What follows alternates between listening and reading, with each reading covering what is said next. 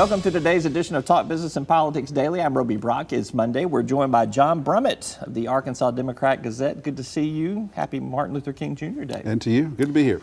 All is right in the world, John. Alabama won the national championship this past week. The Hogs have ended their 3-game basketball skid. And the Jacksonville Jaguars have a shot to go to the Super Bowl. What's Is that next? good? Is that good? Is this the end of the world? I mean, we had the false alert over in Hawaii. I guess all those things are good. I'm trying to figure out why it's good that Alabama won another national championship. Well, they weren't going to end in a tie, although it was close. Yeah, which is what you were pulling for. Last week I was pulling for a mutual defeat. It was okay. It just proves that you don't need to waste a scholarship on a kicker. You need to use it for a good backup quarterback. That's what I think the moral of it is. The moral That's of the the story kind of is, political, sports insight you're not going to get from Wally Hall. He's not going to tell you that, but, I'll tell you. It's good. Yeah, all right. All right. I hesitate to say this because it may inflate your ego, but I got a compliment about you this past week. Just one? Well, I got plenty of negatives as well. Good, but good. Anyhow, one person up in Northwest Arkansas said that this Monday 15 minutes with John Brummett was his favorite part of the week. Always got his week off to a good start. Of his Roby Brock Digital Talk Business Week or his entire week? Entire week. Oh my goodness. I know. Bless his heart. But thank him. He just says he just giggles the whole time while you're talking. Yeah, well, good. Good. I guess that's good. You want me to read the hate mail to you? Please. No, we're not Please, going there. Please. All right, let's talk about a big controversy Yes, over the last several days. President Trump refers to African nations, El Salvador, Haiti, as S-holes, as we're going to say here. He denies he said it, although there seems to be some pretty clear support that he did say it. Senator Cotton can't remember, and then he remembers that he didn't say it, and then you've got Steve Womack trying to interpret some results here. Right.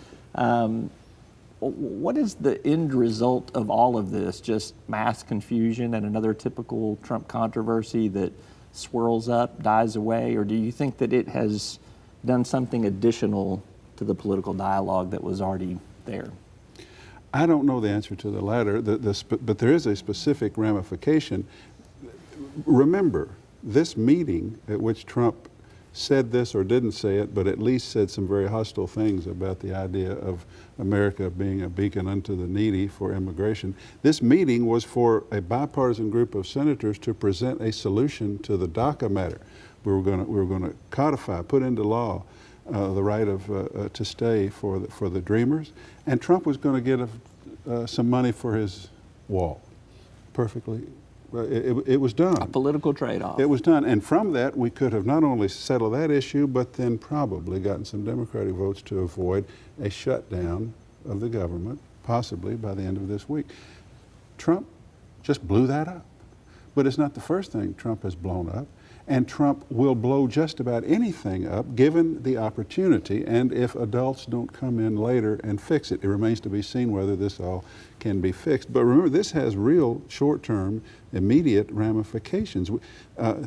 Nearly everybody agrees the Dreamers ought to be legalized, but we can't get it done because apparently when the idea of some immigrants from African nations, Haiti, and Central America were mentioned to Trump, he either called those countries what we hear that he called them, or he said something hostile and derogatory about them and said, "What we need some folks from Norway instead of from here." Which may have just been stream of consciousness for him, Right, having right. just met with the Prime Minister. People are saying Norway. that's racist. I don't know if it's racist. I don't know his heart. I just know that he says reckless, ill-conceived, destructive things time and again. And I also know that his view of America, and Tom Cotton's on this issue, is negative.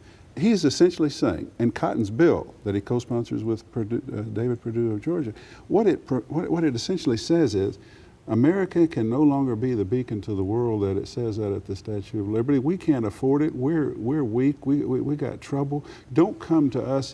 Don't immigrate to us if you need us.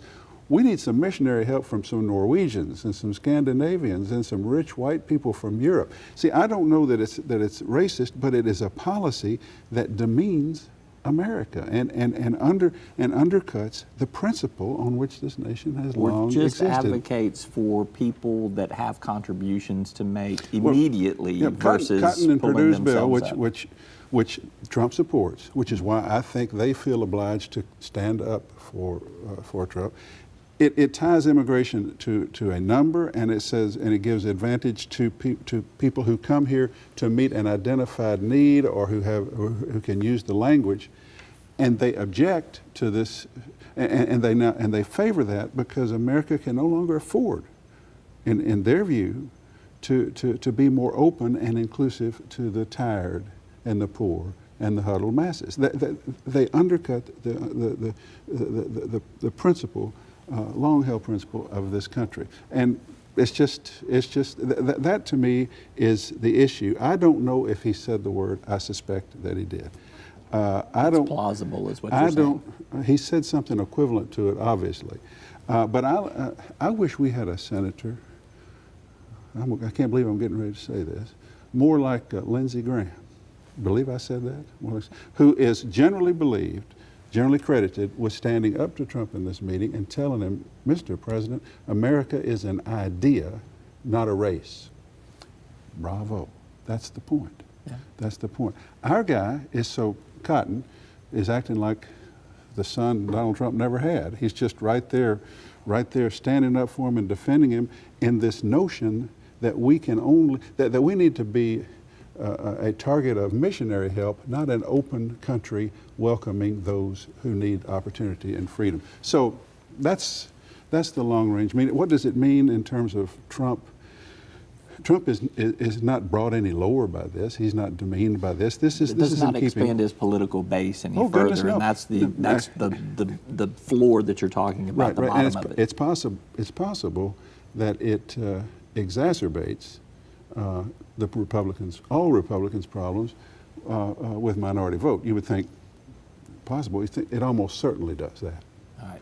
Let's take a quick commercial break, come back and talk some state politics. All right. There's been a lot of things happening to develop over the last week. I'm with All John Brummett of the Arkansas Democrat-Gazette. I'm Roby Brock. We're back with more right after this. Arkansas Electric Cooperative Corporation provides electric energy across 2/3 of Arkansas. This is an exciting time in our energy history, with incredible progress being made in renewable energy and storage technologies. As our energy portfolio continues to diversify, we'll maintain an all-the-above strategy to provide reliable and affordable electricity. Ever since the first light bulbs were placed in our members' homes, the electric cooperatives have been the solutions provider for our members, and we want to continue that well into the future. Each day, the promise of our nation begins again. Arkansas and America, moving forward. I help make that promise a reality. It's not for everyone, but people everywhere depend on us. Oh, I love you too, sweetie. Trucking delivers, or everything stops. And that's what drives me. I did.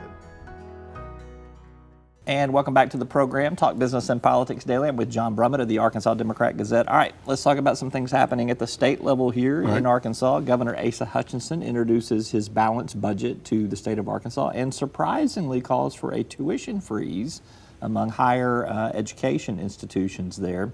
Also, he is still counting on this Medicaid waiver that is pending from the feds. Seems inevitable that it is going to happen.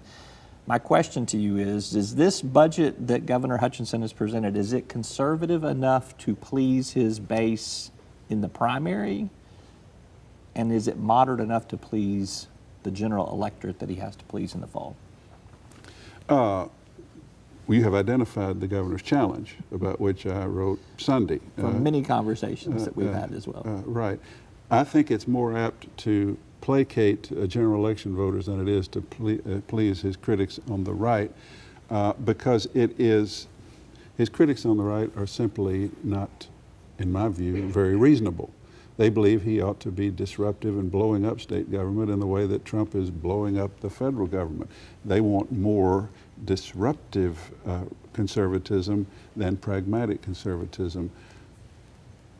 Governor Hutchinson plainly has seen some polls or has been around the block enough to know that there's something coming up on his right in the primary, and he needs to make some moves, and he's plainly trying to be more conservative, and that may help him a little. But I think with his hardcore right-wing critics, until he actually reduces in dollar size the budget, and some people are out there demonstrating, some tax receivers are out there demonstrating that they're being hurt, as long as he seems to be furthering the general tenor and tone and style of government that we had all those years when Democrats were governor, he's not going to please those people. But he's trying to send a signal to them. He tweeted yesterday, essentially he's saying, remember when I stopped Medicaid funding for Planned Parenthood? I mean, I believe his political people are telling him, let's use this social media, put some campaign tweets out there. Let's start reminding people, hey, I'm a conservative. So we're going to see that. And he must think he needs to do it. It's better safe than sorry. You Well, got to I run think- scared or run unopposed, and he's not unopposed. I think that's possible. By the way, you said here, the Medicaid thing. There are two elements there. First, we've saved a lot of money or reduced the rate of growth in It Medicaid. cleaned up the rolls, basically. They were But largely by throwing people off. and there were some phantom who people on those rolls as well. who should have been. The Trump administration has agreed that the 9 states that have asked for a work requirement may proceed to do so. We've not had specific approval of that. It is still an open question whether his proposal to throw everybody between 100 and 138% of poverty, 60,000 people off Medicaid and put them on the exchange for subsidies, it remains to be seen whether the Trump administration will allow that. That causes them trouble nationwide with a lot of states that might want to do the same thing. So that remains to be seen.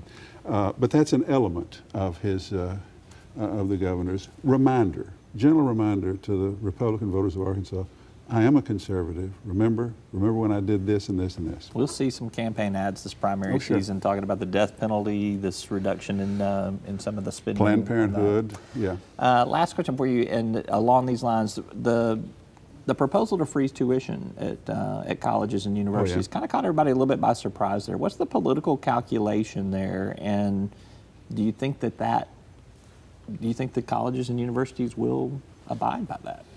I think they will. I think the governor still has that kind of bully pulpit, and I think that they will. Here's how I read that, and I'm glad you asked.